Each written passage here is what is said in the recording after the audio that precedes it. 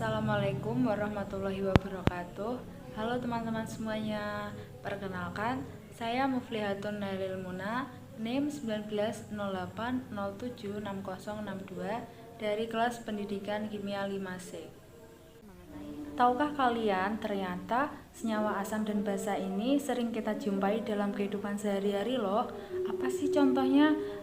Ada juga dapur, kemudian ada jeruk nipis, sabun, soda kue, dan masih banyak contoh yang lainnya. Senyawa asam basa ini dapat diidentifikasi melalui suatu indikator. Nah, ternyata bahan di alam juga dapat digunakan sebagai indikator alami loh. Penggunaan indikator alami dalam mengidentifikasi senyawa asam basa ini merupakan salah satu penerapan konsep dari green chemistry. Saat ini penggunaan indikator sintesis dinilai kurang ramah lingkungan, sehingga perlu adanya inovasi yang digunakan dalam menggunakan indikator tersebut. Kali ini saya akan merancang mengenai indikator alami yang ramah lingkungan yang dapat digunakan untuk mengidentifikasi senyawa asam dan basa. Alasan saya memilih penelitian ini yaitu berdasarkan artikel-artikel yang telah saya telaah, memberikan beberapa contoh bahan-bahan yang dapat digunakan sebagai indikator alami. Yang pertama di sini ada artikel mengenai pengembangan penuntun praktikum titrasi asam basa menggunakan indikator alami berbasis pendekatan saintifik. Nah, pada penelitian ini digunakan daun pucuk merah sebagai indikator alami. Daun pucuk merah ini merupakan jenis tanaman hias yang tergolong dalam famili Myrtaceae. Nah, pada pucuk merah ini memiliki pigmen zat warna antosianin yang dapat mengalami perubahan warna pada perubahan pH tertentu, sehingga pucuk merah ini dapat digunakan dalam pembuatan indikator alami. Kemudian artikel yang kedua yaitu mengenai pembuatan indikator asam basa dari ekstrak kulit bawang merah. Nah, kita tahu bahwa kulit bawang merah merupakan salah satu limbah rumah tangga yang biasanya tidak dimanfaatkan. Ternyata dari kulit bawang merah ini juga memiliki pigmen warna merah yang berasal dari antosianin. Nah, dari penelitian ini mengatakan bahwa kulit bawang merah yang terdapat di lingkungan sekitar dapat digunakan sebagai alternatif indikator asam dan basa. Kemudian artikel yang ketiga, di sini ada potensi antosianin dari ekstrak bunga rosella sebagai alternatif indikator titrasi asam basa. Kelopak bunga rosella mengandung asam organik dan juga flavonoid. Selain itu, kelopak bunga rosella ini juga mengandung zat warna seperti antosianin, betalin, bixin, dan juga brazilin.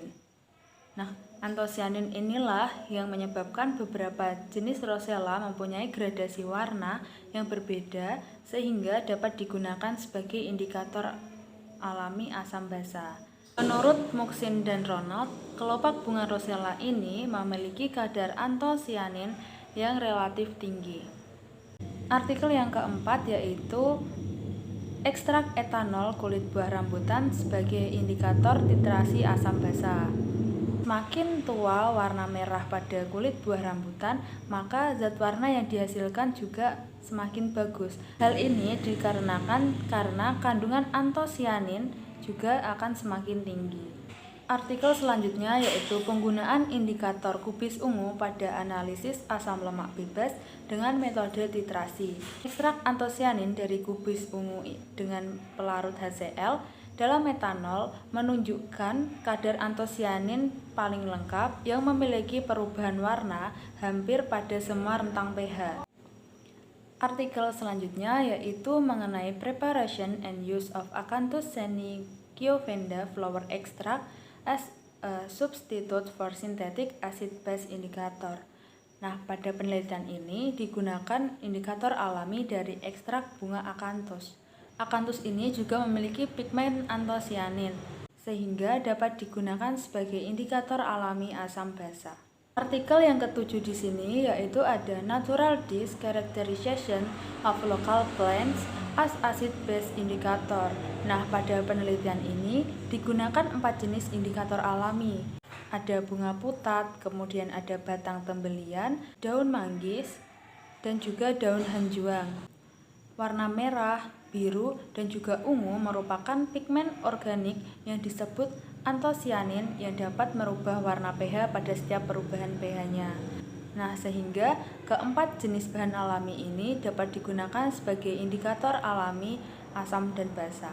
Pada artikel yang ke-8 di sini yaitu mengenai Rosa sp and Hibiscus subderiva L extract in ethanol fraction as acid-base indicator, application of green chemistry in education. Nah, pada penelitian artikel ini yaitu menerapkan konsep green chemistry dalam dunia pendidikan, khususnya pada pembelajaran kimia. Hal ini dilakukan dengan memproduksi indikator alami asam basa dari ekstrak bunga mawar dan juga bunga rosella.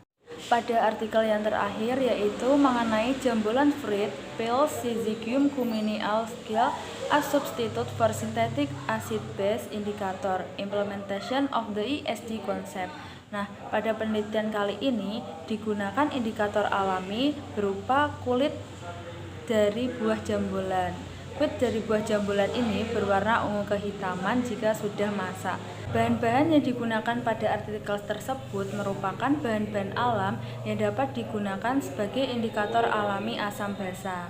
Maka pada penelitian kali ini saya akan membuat inovasi menggunakan ekstrak pucuk daun jati sebagai indikator alami untuk mengidentifikasi senyawa asam dan basa. Percobaan penggunaan daun jati sebagai indikator alami untuk mengidentifikasi senyawa asam basa, alat dan bahan yang akan kita gunakan sebagai berikut. Nah, di sini untuk alatnya, yang pertama ada kita siapkan cobek, kemudian di sini ada wadah, ini yang nanti akan kita gunakan, kemudian ada saringan, sendok, kemudian bahannya ada daun jati, ini yang telah saya cuci bersih sekitar 8 pucuk, kemudian ada air, kemudian di sini ada perasan jeruk nipis, kemudian ada cuka, kemudian larutan garam, lalu ada larutan soda kue, dan juga terdapat sabun. Setelah kita mengetahui alat bahan yang akan digunakan, kemudian kali ini kita akan melanjutkan ke langkah percobaan. Yang pertama di sini kita sudah siapkan daun pucuk jati yang telah kita cuci bersih. Ini sekitar 8 buah. Kemudian kita haluskan.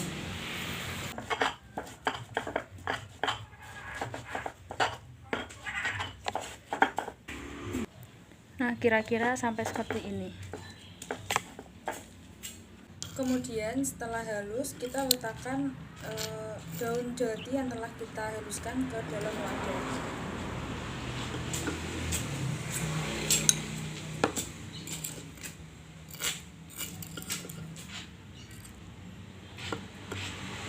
Kemudian langkah selanjutnya kita tambahkan 8 sendok makan air untuk menghaluskan.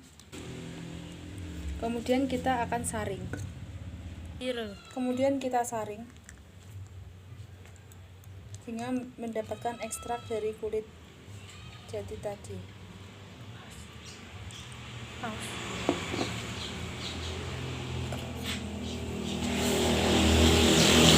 Ini merupakan ekstrak dari daun jati.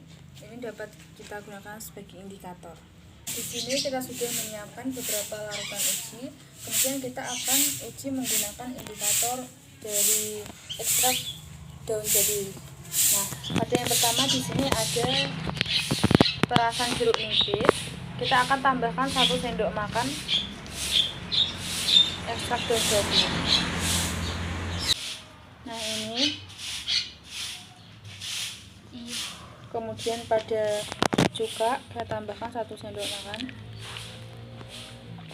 Pada larutan garam kita tambahkan 1 sendok makan. Kemudian pada soda kue kita tambahkan 1 sendok makan. Lalu pada sabun kita tambahkan 1 sendok makan. Nah, ini merupakan hasil dari kelima larutan, di mana di sini terlihat pada larutan asam cuka ini warnanya merah yang tidak terlalu pekat ya. Kemudian ini pada jeruk nipis dia lebih merah daripada larutan asam cuka. Kemudian pada larutan garam dia lebih berwarna merah pekat dibandingkan dengan larutan asam cuka dan juga jeruk nipis. Kemudian pada sabun ini dia lebih merah kehitaman dibandingkan dengan larutan garam, dan pada larutan soda kue di sini berwarna hitam. Jadi berdasarkan hasil percobaan yang dapat kita lakukan di sini, penggunaan indikator daun jati dapat digunakan sebagai indikator alami, karena pada penggunaan ekstrak daun jati sebagai indikator alami dapat merubah warna pH pada beberapa larutan, di mana pada larutan asam di sini dari yang warnanya merah cerah hingga pada larutan garam dia merah lebih pekat, kemudian pada larutan basa dia lebih pekat hingga hitam. Jadi pada penggunaan indikator daun jati ini dapat digunakan sebagai indikator alami. Demikian percobaan yang dapat saya lakukan. Terima kasih sudah menonton. Wassalamualaikum warahmatullahi wabarakatuh.